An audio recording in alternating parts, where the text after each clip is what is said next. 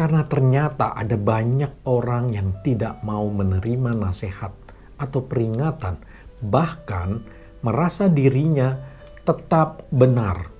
Apakah kita termasuk di dalam golongan ini?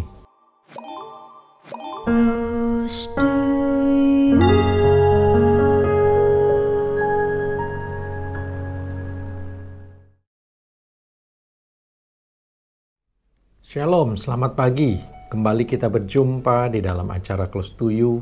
Satu acara di mana kita mendekatkan diri kepada Tuhan untuk dapat lebih lagi mengenal akan firman Tuhan melalui renungan-renungan sehingga hidup kita semakin dibentuk dan semakin serupa dengan kehendak Tuhan.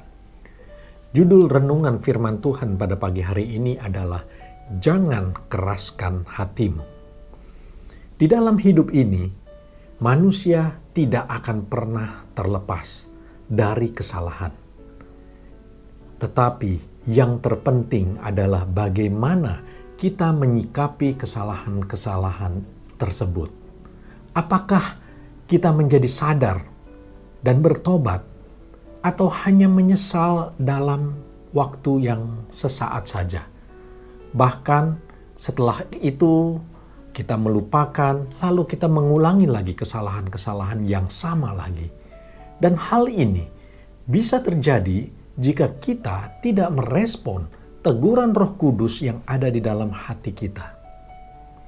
Karena ternyata ada banyak orang yang tidak mau menerima nasihat atau peringatan, bahkan merasa dirinya tetap benar. Apakah kita termasuk di dalam golongan ini? Jika masih ada rasa bersalah atau takut ketika kita berbuat dosa, maka sesungguhnya ini merupakan tanda bahwa Roh Kudus masih ada dan mengingatkan kita. Tetapi akan sangat berbahaya sekali jika kita tidak merasa bersalah sedikit pun ketika kita melakukan perbuatan dosa. Ini bisa diartikan bahwa Roh Kudus sudah tidak ada lagi bersama dengan kita. Karena kita menolaknya dan kita berjalan berbeda arah dengan jalan Tuhan. Kita akan belajar dari nasihat Elisa terhadap Naaman. Kita ketahui bahwa Naaman menderita sakit kusta. Tetapi penyakit utama Naaman yang sesungguhnya adalah keangkuhan dan kesombongan. Di samping penyakit kusta yang dideritanya tersebut. Hal ini nampak ketika Naaman marah karena Elisa tidak mau menemuinya dan hanya menyuruh untuk mandi 7 kali di sungai Yordan. Elisa tidak peduli akan kemarahan Naaman. Karena ia hanya menyampaikan nasihat dan kebenaran. Di sini kita bisa belajar lagi dan mengerti bahwa tugas seorang hamba Tuhan adalah memberitakan firman Tuhan yang harus disampaikan tanpa adanya kompromi atau rasa sungkan. Apapun risikonya, termasuk kita akan dijauhi, atau bahkan hamba Tuhan itu akan dibenci. Hamba Tuhan tidak boleh mengurangi firman Tuhan hanya untuk menjaga perasaan orang. Ketika salah dikatakan salah, ketika benar dikatakan itu benar. Kita baca di dalam Galatia 1 ayat yang ke-10. Galatia 1 ayat yang ke-10. Jadi bagaimana sekarang? Apakah ku cari kesukaan manusia atau kesukaan Allah? Ataukah ku coba menyenangkan manusia? Sekiranya aku masih mau mencoba menyenangkan manusia, maka aku bukanlah hamba Kristus. Ayat ini menggambarkan bagaimana seorang hamba Tuhan harus melakukan tugasnya memberitakan firman dan kebenaran itu bukan untuk menyenangkan manusia, tetapi dilakukan karena itu adalah tugas yang Tuhan berikan apapun resikonya. Akhirnya, semua tergantung respon kita masing-masing. Jika kita menerima teguran dan kita sadar, maka kita akan diselamatkan. Dan kita disebut orang yang beruntung. Naaman pada akhirnya secara terpaksa ia menerima nasihat Elisa oleh karena diperingati oleh hambanya karena melakukan perintah atau tugas yang Elisa katakan bukanlah suatu hal yang sulit. Dan ia melakukannya sehingga ia mengalami kesembuhan. Tuhan menyembuhkan penyakit jasmaninya, tetapi penyakit rohaninya yaitu kesombongan dan keangkuhan haruslah ada kemauan dari diri kita sendiri untuk kita berubah. Demikian juga kematian Yesus di kayu salib adalah untuk penebusan dosa seluruh umat manusia. Dan itu sudah dilakukan Yesus secara tuntas. Selanjutnya, kita diberikan free will, kita diberikan kebebasan. Bagaimana kita menyikapi kematian Yesus? Satu, kita menerima penebusannya, maka kita diselamatkan. Kedua, ketika kita menolaknya, maka maut sudah menanti kepada kita. Saya akan menutup dengan 2 ayat di dalam Amsal 15 ayat yang ke-32. Amsal 15 ayat yang ke-32. Siapa mengabaikan didikan, membuang dirinya sendiri. Tetapi siapa mendengarkan teguran, memperoleh akal budi.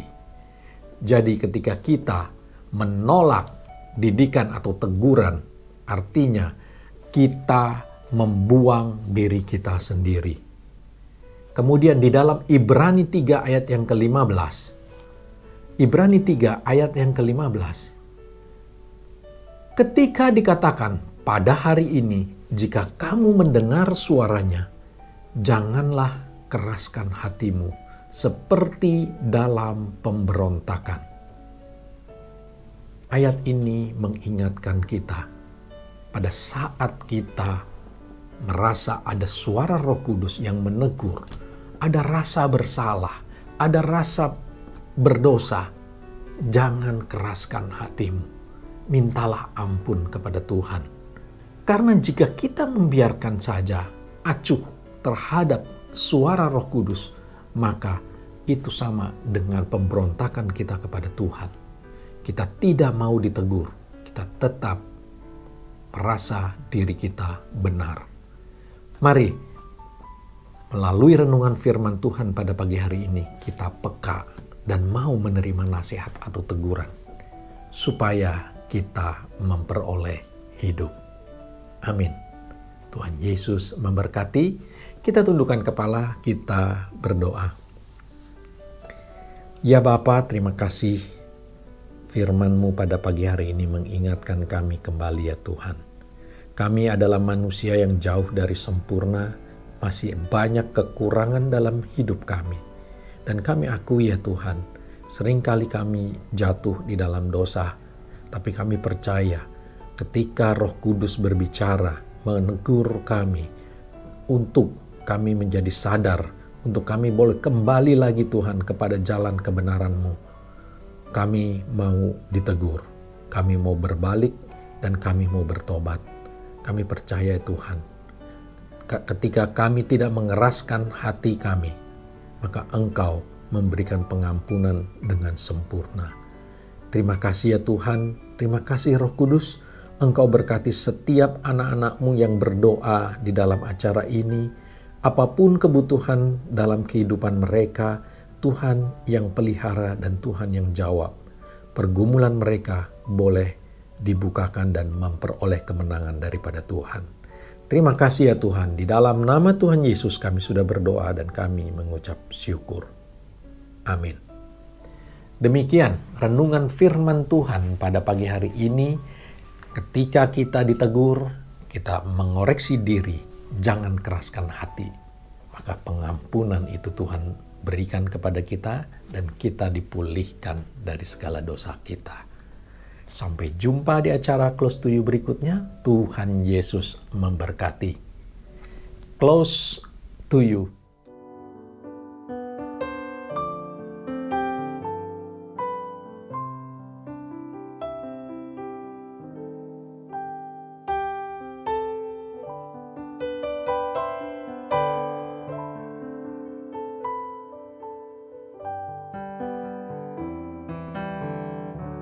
God sent His Son.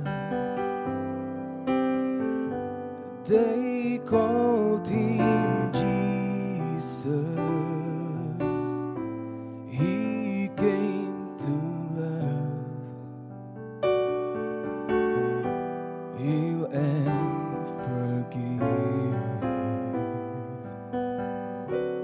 He bled and died to buy my pardon. An empty grave is there to prove my Savior lives. Because He lives, I can face because He lives, all fear is gone. Because I know He holds the future, and life is worth just because He lives, and because He lives, I can face